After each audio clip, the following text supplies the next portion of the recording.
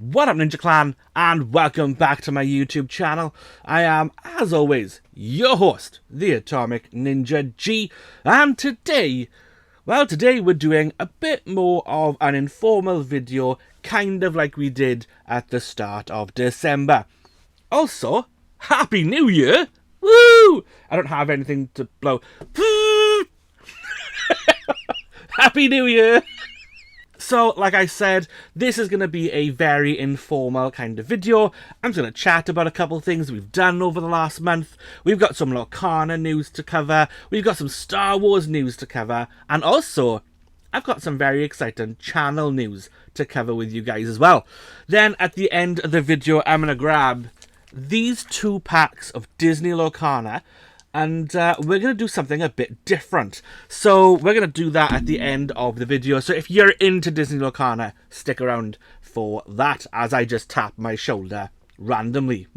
So first off, can I just say a huge thank you to everybody who sent in happy Christmas wishes and season's greetings and all that kind of stuff, who were asking about my coursework and the church play and all the stuff that was happening last month. Super appreciate your support and your kind messages, so thanks. So let's talk about my kids club play first. That went really well. The kids were absolutely fantastic, especially considering that everything that could have gone wrong probably did go wrong.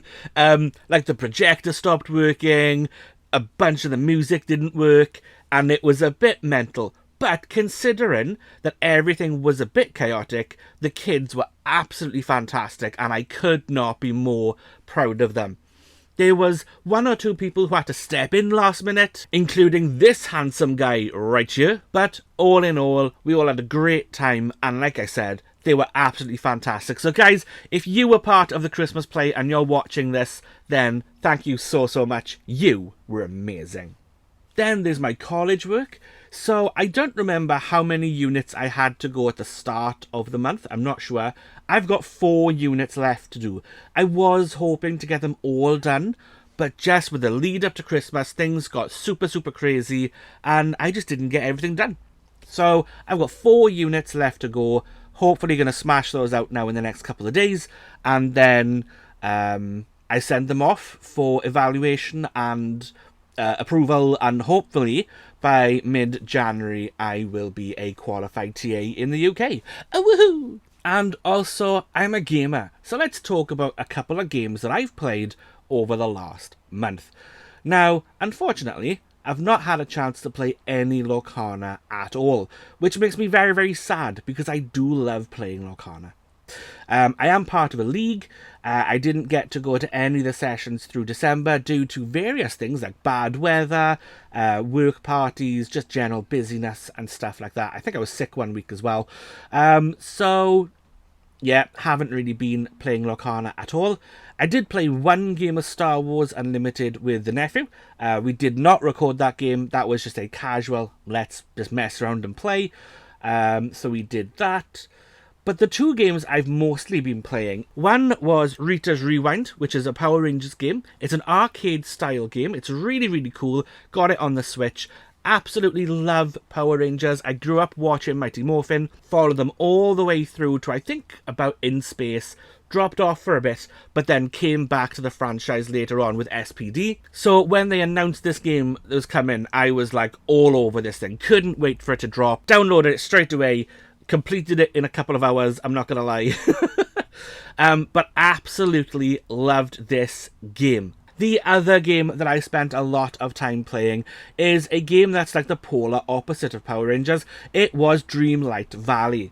So if you don't know, Dreamlight Valley is a Disney game where you basically wander around Dreamlight Valley helping out different Disney characters with quests and tasks. So as part of the game, they have this game mode called a Star Path where you go around, you complete specific missions to get a specific resource, and then you spend that resource on new items or clothing or houses and that kind of stuff. And then on top of that, they have bonus rewards where you have to complete every single level of the star path in order to unlock the bonus rewards, and then you have to unlock every single bonus reward to get to the end. And I'm not gonna lie guys, I just absolutely loved the bonus rewards for this star path.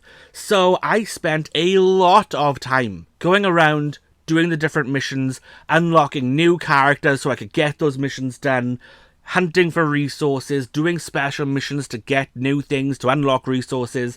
It was just mental. So those are the games that I have played over the last month. Now, let's move on to some news. So over the last month, both Lorcana and Star Wars have dropped some big announcements, and it's really irritating because that was the month I was taking off, and that was the month they decided to drop big news. So let's start with Disney Lorcana. During the European Championships, they announced and released images for Set 7 and Set 8 of Disney Lorcana. So Set 7 is Arcasia's island, and it looks to be very pet themed. We've got Bolt coming in as a new franchise. I don't think I've ever seen Bolt, and if I have, it was a very, very long time ago, and I don't remember it. So I may need to go back and watch Bolt. But we're talking pets, so it wouldn't surprise me if we got maybe some more 101 Dalmatians. You've got Raja, you've got Abu, maybe more Rescue Rangers, we've got the Rescuers, maybe Oliver and Company. I know Pocahontas is coming soon, but maybe she's coming in Set 7 because there's a whole cast of animals there as well. We've also got some images for some new products for the set. Now, I'm not going to break these down in this video. I think what I'm going to do is make a separate video. I want to go away, research it, look into it a little bit more before I really make a proper video about it. It's very exciting. Let me know what you heard in the comments below. I'd love to know your thoughts. And then we had news of Set 8, which really excites me. It's called The Reign of Jafar. So as you can see here, Jafar sitting on his throne, it's going to be Jafar heavy. But what excites me the most about this set is that we have the potential for another Illumineer's quest. I'm really hoping we get another one. I hope it's on par with the Ursula's Return Illumineer set, the Deep Trouble. The Deep Trouble one is absolutely fantastic, and I would absolutely love to have at least 2 or 3 more of those things, because they're just brilliant. Obviously, we'll totally do another Gauntlet if that happens. Now, we don't know anything else about that, apart from it's a Q2 release, which would be April, May, or June. Moving on to Star Wars Unlimited, they also dropped some huge news over the last month. A lot of it I'm not going to go into in depth here. Again, probably going to make a separate video because I really need to look into some of this stuff. But they announced their Set 4, which is called Jump to Lightspeed. And not only does it bring us space units, but it brings us space leaders. Woohoo! But they are also bringing in some changes to their product line as well. So usually we would get a 2-player starter deck per set release. That all changes now. There are no more 2-player starter decks coming. Instead, we are getting pre-made decks, which are going to feature cards from across the sets. We're also getting a new type of booster pack, which are called the Carbonite Edition boosters, and they're going to contain cards that all have special treatment on them. But again, I'm not going to go into that right now. I'm going to make a separate video just talking about some of the changes, my thoughts on them, and what to expect from the next set. But the other piece of information that you need to know about Star Wars Unlimited is that set also drops in March. And lastly, we're going to talk about some channel news. The first thing I want to talk about then is the amount of content that I put out on the channel. So as you know, training to be a TA. I'm hoping to qualify this month, providing I get all my stuff in and I pass the course and everything, which does mean I'm not going to be home as much to be able to create as much content. Or more specifically, to edit that content, because the editing process is what takes up the majority of my time. And because of that, I'm going to be reining in the amount of content that I put out on the channel. So what you guys are used to at the moment is a Star Wars game and a Lorcana game every week, and a board in the car from both. I'm scrapping board in the car. I'm really sorry. For those of you who love board in the car, I'm really sorry. To be totally honest with you, views are not always fantastic. They're very up and down. And I just don't know if it does the channel any good. So for the moment, we're going to take board in the car and we're going to put it on a shelf. I'm also going to be dropping from 2 videos a week down to 1 pre-recorded video a week. And that's important for later on. But for now, 1 pre-recorded video a week. So what we were doing was 1 Lorcana, 1 Star Wars a week, every single week. The schedule is going to change. So I'm going to throw up a graphic here for you guys to see what I've got in mind. So I'll be working this out on a month-by-month basis. So as you can see, that first video there will be the first video of the month, and that's going to be a video very much like this one, where I catch you guys up on what's going on, I give you channel updates, let you know about projects that are coming up, spoilers, all that kind of thing. Just fun little videos where I can just sit and chat with you guys. Maybe we can talk about some of your comments and questions. Just kind of like a free, informal, chatty video, just to keep you guys up to date and just to say hey, and you can see my beautiful bearded face. Then, as you can see, week 2, 3, and 4 are all taken up with specific games. So we'll have Star Wars in week 2, we'll have Lorcana week 3, and then the last week is going to be kind of like an open thing. It might be another Star Wars, it might be another Lorcana, it might be something totally different, it might be solo play, co-op play. It's going to be left open, mainly so I don't kind of fence myself in and I can just do whatever I want for that video. So moving forward, guys, that will be our schedule for pre-recorded videos. What about not pre-recorded videos? What does that mean?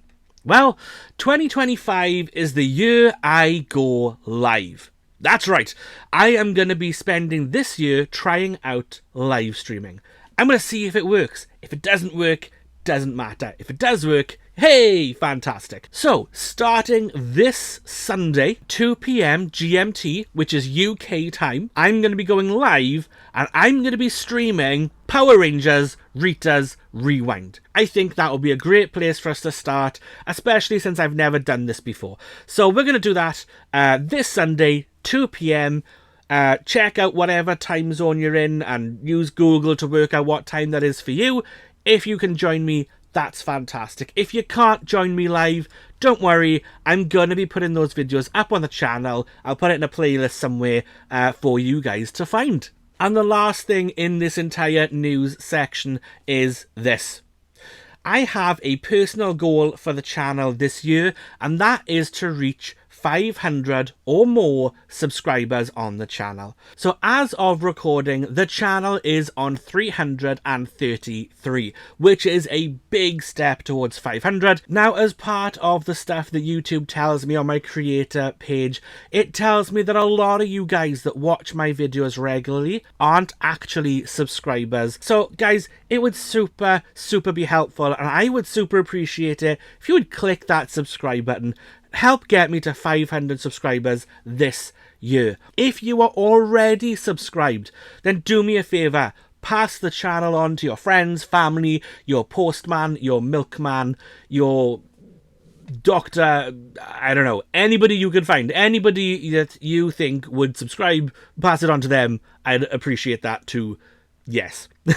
As you can tell, live stream, commentary, super duper fun. Alright guys, well, with all of that said and done, we're going to head down to the table now to do something a bit different with these 2 packs of Disney Lorcana. So this is what we're going to do. I'm going to open both of these packs. I'm going to pick my favourite card from each. Then what I'm going to do is I'm going to roll this D12. So each one of these will represent 1 card from every pack. We're going to roll the D12.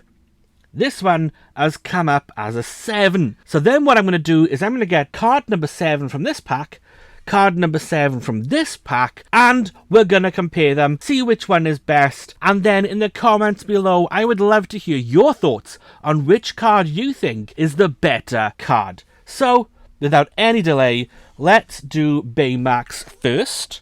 So let's go. Open. Now, I haven't opened any Lorcana this month either, So I'm quite excited for this. Let's have a look and see what we get. We have got, I'll put the graphics up here as well for you guys, a Markowski. I'll put them face down so I know what order they come in. And Cass. I won't give in. Oh, Tinkerbell. And she's evasive. Love Tinkerbell. Alistair Cray. Mullins. John Darling. Yokai. Are we still? Yeah, uncommon still. Unfortunate situation. Our first rare slot is a rare Pete. Our second one is a rare Seeking the Half Crown is Jafar. And our last card, our foil, is a foil common rabbit. And we get Jim Hawkins as the whatchamacallit.